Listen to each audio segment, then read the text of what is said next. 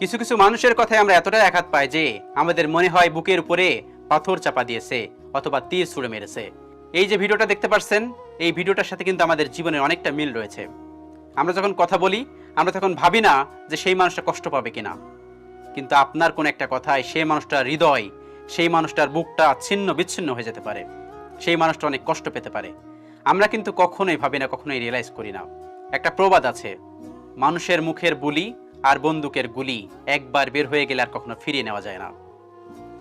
আপনার মুখ থেকে একবার যদি বুলি বের হয়ে যায়, সেই মানুষটা ক্ষতবিক্ষত হতে সময় লাগবে না, সেই মানুষটা অনেক বেশি কষ্ট পেতে পারে।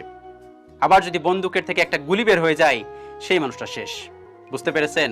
সেজন্য কখন কোন মানুষকে কি কথা বলছেন একটু ভেবে বলবেন, একটু মেপে বলবেন, কারণ কথার আঘাত অনেক বড় আঘাত। আপনি একটা মানুষকে থাপ্পড় দিলেন, সেই মানুষটা দুদিন পর ভুলে যাবে, কিন্তু যদি কোনো মানুষ কথার আঘাত পেয়ে থাকে, সারা জীবন সে মনে রাখবে।